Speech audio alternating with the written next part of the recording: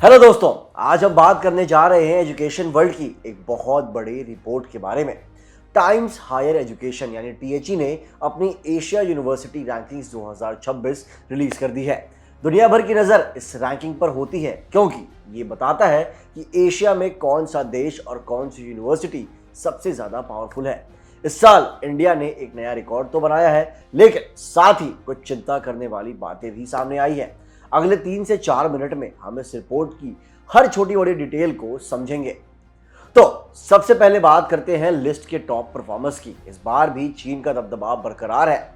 सिहुआ university ने लगातार 8वें साल पहला मुकाम हासिल किया है और सेकंड नंबर पर भी चीन की ही पेकिंग यूनिवर्सिटी है। अगर हम टॉप 10 की लिस्ट को देखें तो मेनलैंड चीन की 5 यूनिवर्सिटीज ने वहां कब्जा किया हुआ है। सिंगापुर की नेशनल यूनिवर्सिटी ऑफ सिंगापुर यानी NUS तीसरे रैंक पर है। जापान के लिए भी अच्छी खबर है, उनकी यूनिवर्सिटी ऑफ टोक्यो ने टॉप 5 में अपनी जगह वापस पा ली है। दोस्तों, इंडिया के लिए यह साल क्वांटिटी के मामले में शानदार रहा है। इस रैंकिंग में इंडिया के टोटल 128 इंस्टीट्यूशंस को जगह मिली है। ये किसी भी एशियाई देश के लिए सबसे बड़ा नंबर है। इससे पता चलता है कि हमारे देश में एजुकेशन का फैलाव बहुत तेजी से हो रहा है। लेकिन एक कड़वा सच ये भी है कि टॉप रैंकिंग्स में हमारा ग्राफ थोड़ा नीचे गिरा है। इंडिया की बेस्ट यूनिवर्सिटी IISc बेंगलुरु पिछले साल 38वें रैंक पर थी, जो इस बार गिरकर 43वें यानी 43rd रैंक पर आ गई है।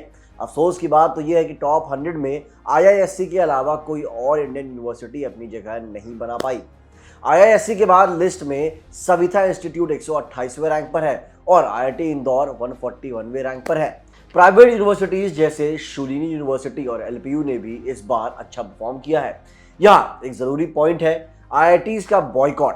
देश के टॉप 7 IITs जिनमें IIT बॉम्बे, दिल्ली, मद्रास और कानपुर शामिल हैं, उन्होंने इस रैंकिंग में हिस्सा लेने से मना कर दिया है। उनका मानना है कि रैंकिंग का क्राइटेरिया पारदर्शी यानी ट्रांसपेरेंट नहीं है। इसी वजह से टॉप टियर में इंडिया की मौजूदगी थोड़ी कम दिख रही है।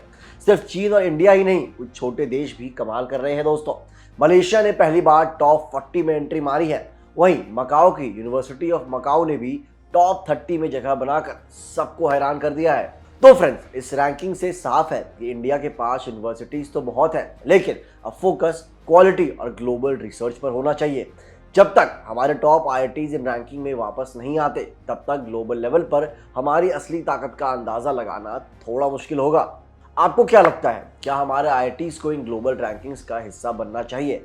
हमें कमेंट्स में अपनी राय जरूर बताइएगा। एजुकेशन की हर बड़ी न्यूज़ के लिए जुड़े रहिए हमारे साथ।